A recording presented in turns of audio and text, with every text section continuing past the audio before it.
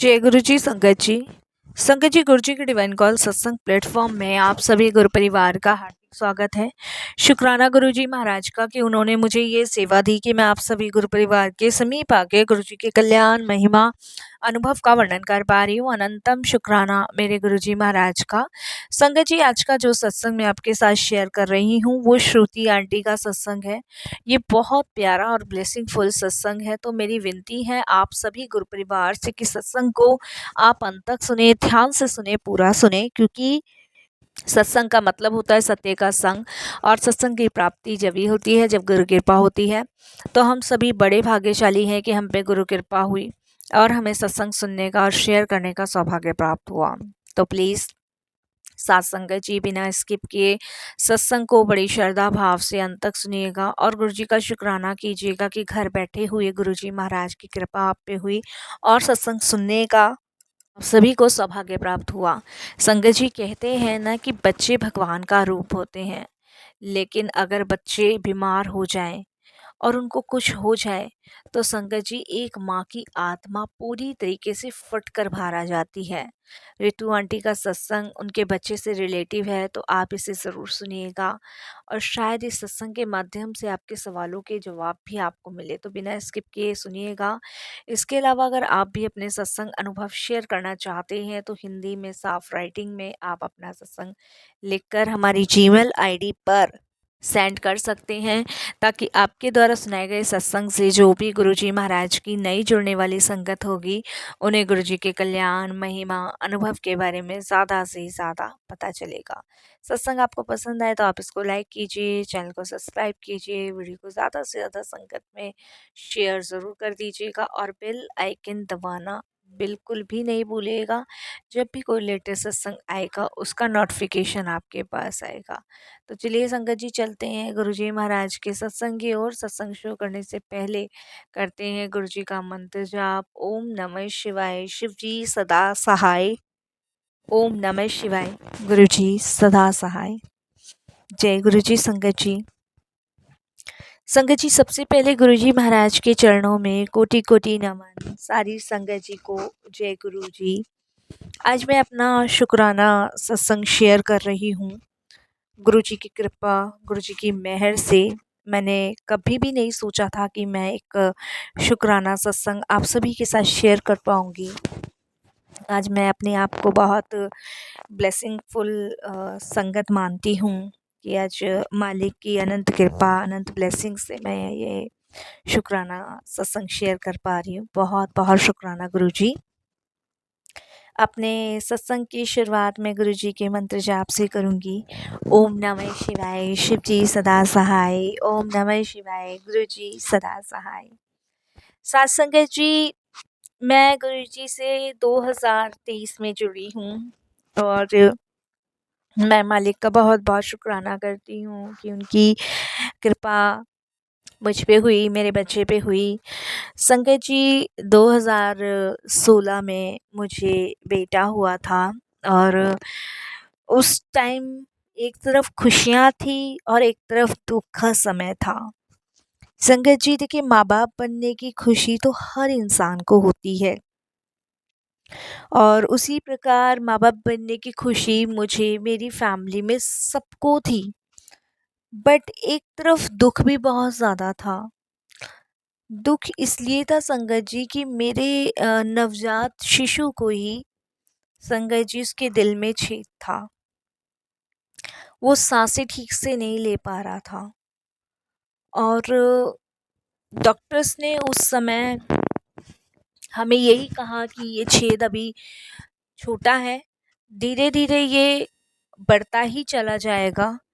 तो इस वजह से संगत जी हम बहुत परेशान थे, टेंशन में थे और इसका इलाज हमने हर जगह करवाया। संगत जी, उस समय मैं अपनी किस्मत पे ये सोच रही थी कि एक तरफ खुशियाँ हैं और एक तरफ दुख है। दुख इस चीज़ का है कि बच्चे के दिल में छेद है। खुशी इस चीज़ की है कि देखो मेरे को बेटा हुआ है और फर्स्ट बेटा है। तो किस चीज़ का मैं क्या मनाऊँ? मुझे समझ नहीं आ रहा था। बेटा बीमार है, इसका दुःख मनाऊँ या घर में खुशियाँ आई है, इसकी खुशियाँ मनाऊँ। मेरे लिए दोनों ही चीज़ मेरे जीवन में एक साथ आई। उन दिनों मैं बहुत डिस्टर्ब, परेशान रहती थी। मेरे हस्बैंड भी बहुत परेशान रहते थे, मतलब मेरी ऑलमोस्ट सारी फैमिली परेशान थी। संगत जी, ऐसे में कुछ लोगों ने बातें बनानी शुरू करी कि बच्चे का तो भाग्य ही खराब है, पता नहीं पिछले जन्म में इसने क्या किया है जो साथ में बीमारी लेकर आया है। किसी ने कुछ कहा, किसी ने कुछ कहा, लेकिन मेरे हस्बैंड बहुत सरल इंसान हैं, बहुत सीधे इंसान हैं और बहुत सच्चे इंसान हैं। मेरे हस्बैंड का यही कहना होता था कि ये जो भी है, ये भगवान का भेजा हुआ आशीर्वाद है और इस आशीर्वाद को जब भगवान ने हमारी झोली में डाल दिया है तो हम इसका निरादर नहीं करेंगे, इसका सम्मान करेंगे। इसके लिए वो सारी चीज करेंगे जिसके योग्य भगवान हमें बना रहे हैं। ये सभी चीजें संगत जी मेरे हस्बैंड ने कही। फिर मुझे भी हिम्मत आई कि क्यों ना मैं अपने पति का साथ दूं, क्योंकि जब मेरे पति इतनी बड़ी बात कह रहे हैं और जो ये भगवान का ही प्रसाद है तो मैं दुख नहीं मनाऊंगी, मुझे खुशियां मनानी चाहिए। बच्चे के आने पर हमने संगत जी जो भी हमसे बल पड़ा हमने किया। नामकरण, कुआ पूजन, हमने कीर्तन कराया, जागरण भी कराया, हमने सब कुछ किया। मैंने उस समय अपने गम को अपने सीने में छुपाकर खुशियां मनाई। और संगत जी, मेरे हस्बैंड ने मुझे सिर्फ यही कहा, ये भगवान का प्रसाद है, इसे हमें सिर्फ संभाल के रखना है और जो हमसे बल पड़ेगा, जो प्रभु हमसे कराएंगे हम वो करेंगे। समय बीतता गया, बीतते बीतते बच्चा बड़ा होता गया, हमारा बीमार रहता था क्योंकि सांस लेने में बहुत तकलीफ होती थी संगत जी।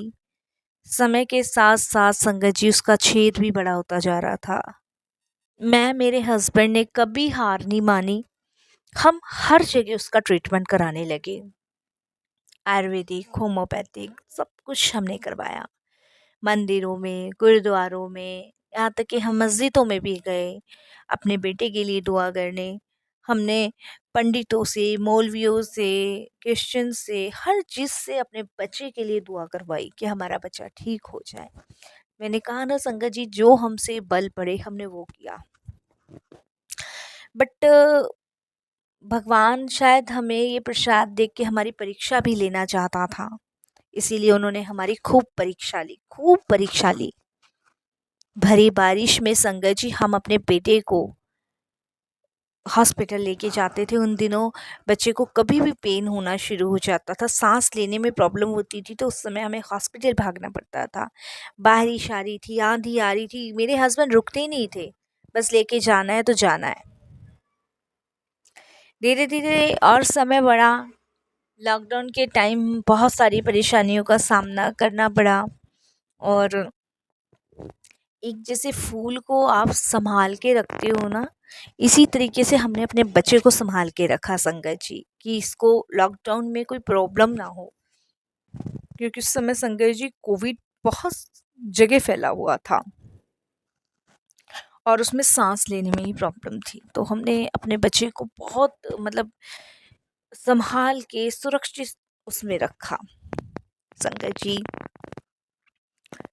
इधर समय और बड़ा, लॉकडाउन भी गया और लॉकडाउन जाने के बाद हमने कभी उम्मीद नहीं करी थी कि भगवान ने हमारी सुनी है और हमें बुला रहे हैं, हमने कभी नहीं सुनी थी। समय बीतता गया, 21 गया, 22 गया, 23 आ गया। जब 2023 आया संगत जी, फरवरी का मंथ था और फरवरी के मंथ में संगत जी हमारे पड़ोस में एक रहने के लिए कुछ लोग आए। उनके पास 2 बेटियां थी और हस्बैंड वाइफ थे और उनके इन लॉज थे। जब वो हमारे पड़ोस में रहने आए तो संगत जी हाय हेलो तो हो ही जाती है, और मेरे बेटे में और उनकी बेटियों में फ्रेंडशिप हुई और वो आपस में साथ में खेलने लगे। तो मैं अक्सर उसको कहती थी कि आशुतोष कम भाग। मैंने अपने बेटे का नाम आशुतोष ही रखा था और उसको मैं यही कहती थी कि कम भाग, इधर मत जा उधर मत जा, इस तरीके से मैं अपने बेटे को कहा करती थी। तो संगत जी मेरा बेटा जो था वो कभी भी हाँफने लग जाता था। तो मेरे से एक दिन उन्होंने ही पूछा, भाभी जी ने, कि आप जब देखो बच्चे को खेलने से रोकती रहती हो। अरे बच्चा खेलेगा, बढ़ेगा, एक्टिविटी बढ़ेगी तभी तो ये एक्टिव रहेंगे स्कूल में। तब मैंने उनके इन लॉज मतलब उनके दादा दादी ने बच्चों के पूछा था और मैंने उनको यही कहा कि माँ जी मैं खेलने तो दूँ, बट इसके दिल में ना छेद है जब से ये पैदा हुआ था तब से। वो बड़ी हैरान हुई कि ਤੁਹਾਡੇ मुंडे के छेद है, क्योंकि संगत जी वो पंजाबी थे, हम पंजाबी नहीं हैं। मैंने कहा जी। तो वो कहती है अच्छा तो तू गुरुजी के कॉल क्यों नहीं लेके जाती। मैंने कहा गुरुजी कि हाँ मैं नीता नू कह दूंगी कि तू गुरुजी के कोल लेके जा अपने मुंडे नू, वहाँ सब ठीक हो जाएंगे। तो ये बात संगत जी वो पंजाबी में मुझे बोलते हैं, मेरे को समझ नहीं आता। और उनकी जो बहू थी वो पंजाबी हिंदी दोनों समझती थी। नेक्स्ट डे संगत जी वो 11 सवा 11 का टाइम था, हमारे घर आई और बातें की। तब उन्होंने मुझे बताया कि उनकी लॉज बता रहे थे कि मेरे बेटे में। मैंने कहा हाँ जी मेरे बेटे को ये प्रॉब्लम है और जब से ये हुआ है तब से ये एक तरफ खुशी है और एक तरफ ये प्रॉब्लम है, समझ नहीं आ रहा क्या करूँ क्या ना करूँ। तब उन्होंने बोला कि हमारे ना एक गुरुजी हैं और ये दिल्ली में ही है गुरुजी, छतरपुर में इनका आश्रम है और इनके लंगर प्रसाद से, चाय प्रसाद से एक मरीज ठीक हुआ है, तो आप अपने बेटे को वहाँ लेके चलो। अब संगत जी नए नए पड़ोसी थे, एकदम से देखिए बात भी नहीं मान सकता बंदा, कौन कैसा है कैसा नहीं। अभी सिर्फ 3 महीने ही हुए थे उनको आए हुए। तो मैंने कहा ठीक है मैं अपने हस्बैंड से बात करके आपको बताती हूँ। तो हमारे घर के जस्ट बगल में ही है संगत जी उनका घर। शाम को इवनिंग के समय मेरे हस्बैंड आए और मैंने अपने हस्बैंड से डिस्कस किया। तो मेरे हस्बैंड कहते हैं कि चल के देख लेते हैं एक बार, क्या पता कौन सी दुआ कहाँ से लग जाए, कौन सी दुआ कब असर कर जाए, चल के देखते हैं। तो मेरे हस्बैंड ने संगत जी हाँ भरी और मैंने उनको कहा भाभी जी ठीक है आप लेके चलो। तो उन्होंने कहा ठीक है। नेक्स्ट डे संगत जी इवनिंग में हम लोग रेडी हुए। मुझे याद है फ्राइडे का दिन था और मैं, मेरे हस्बैंड, मेरे बेटा और उनकी फैमिली सब रेडी हुए और संगत जी हम लोग गुरुजी के दरबार पहुंच गए। गुरुजी के दरबार पहुंच के तो हम सभी संगत एक अनुभव फील ज़रूर करती हैं कि वहाँ पे हमें शांति मिलती है। जो दिमाग हमेशा बेचैन परेशान रहता था ना, वो शांति मिलती है। तो वो शांति मुझे वहाँ फ़ील हुई। हमने वहाँ माथा टेका, लंगर किया और संगत जी मैंने अपने बच्चे को लंगर कराया, वहाँ से जल प्रसाद लिया है जैसे जैसे उन्होंने बोला मुझे, क्योंकि हम तो फर्स्ट टाइम गए थे। और ये करने के बाद संगत जी हम आ गए। आने के बाद मैं अपने हस्बैंड से कहने लगी पता नहीं मैं मंदिर इतनी जगह गई लेकिन मुझे शांति यहीं मिली। मेरे हस्बैंड भी कहने लगे, तो मेरे हस्बैंड कहने लगे अब हम डेली जाएंगे। मैंने कहा डेली तो नहीं जा पाएंगे लेकिन हफ्ते में 2 बार, क्योंकि बेटे का स्कूल भी होता है और उसकी मेडिसिन्स भी और हॉस्पिटल्स भी। तो हस्बैंड बोले ठीक है। रात को संगत जी हम गुरुजी की बातें करके, यूट्यूब पे सत्संग सुन के, मंत्र जाप करके, जो जो बताया था वो हमने करके हम सो गए। हमारा बेटा हम लोगों के साथ ही सोता है संगत जी। उसका कारण यही है कि हम उसे अकेला रूम में नहीं छोड़ सकते। कभी कोई प्रॉब्लम हो जाए तो फिर हमें पता नहीं लगेगा। उसके बाद संगत जी मेरे बेटे को नींद आ गई, मेरे हस्बैंड को नींद आ गई और मैं गुरुजी के बारे में सोचते-सोचते कब सो गई पता ही नहीं चला। उसी रात गुरुजी का एक ड्रीम मेरे पास आया और उस ड्रीम में मैं देखती हूँ कि बेटा मेरा लेटा हुआ है, गुरुजी आए हैं, गुरुजी ने हाथ फेरा है मेरे बेटे के सिर पे और गुरुजी ने एक थैला उनके हाथ में था, उस थैले में से एक काली सी पन्नी के अंदर से कुछ निकाला जिसमें से ना उस पॉलीथीन के नीचे से खून टपक रहा था। तो मैं गुरुजी से इससे पहले कि पूछती कि गुरुजी खून क्यों टपक रहा है, गुरुजी उस काली पन्नी में से कुछ रट सा निकालते हैं और मेरे बेटे के सीने पे रख देते हैं। संगे जी मैं कुछ समझ नहीं पाती और बस गुरुजी दोनों हाथ मुझे दिखा के मुस्कुरा के चले जाते जैसे आशीर्वाद देते हैं उस तरीके से। संगे जी मेरे को कुछ समझ नहीं आता। नेक्स्ट डे संगत जी मेरे को हॉस्पिटल जाना था बेटे की टेस्टिंग के लिए। तो मैं पड़ोस में और अपने हस्बैंड को बता नहीं पाई। सुबह उठी, जल्दी-जल्दी रेडी हुई और समझ नहीं आया क्या करूँ क्या नहीं, क्योंकि उस ड्रीम के बारे में भी सोच रही थी। उसके बाद संगत जी जब मैं हॉस्पिटल पहुँची तो बेटे की टेस्टिंग हो गई। टेस्टिंग होने के बाद तो डॉक्टर्स मुझे बुलाते हैं। डॉक्टर्स कहते हैं कांग्रेचुलेशंस। तो मैं समझ नहीं पाती। डॉक्टर्स कहते हैं कि आपके बेटे का जो छेद था वो पूरी तरीके से रिकवर हो गया है। अब आपके बेटे के दिल में कोई छेद नहीं है, ये बिल्कुल ठीक है। ये तो मेडिकल था संगत जी, कैसे पॉसिबल है? अभी मैंने 10 दिन पहले टेस्ट करवाया था तो हॉल था, क्योंकि मुझे टेस्ट इसलिए करवाना पड़ता है संगत जी ताकि मुझे उसमें इंचेस पता चल जाए, कितना बड़ा है, कितना छोटा है, कितना बड़ा हो रहा है। डॉक्टर्स जब ये बात कहते हैं तो मैं सिसक-सिसक के रोती हूँ, क्योंकि ये मेरे गुरुजी की कृपा थी जिसकी वजह से मेरा बच्चा बच चुका था।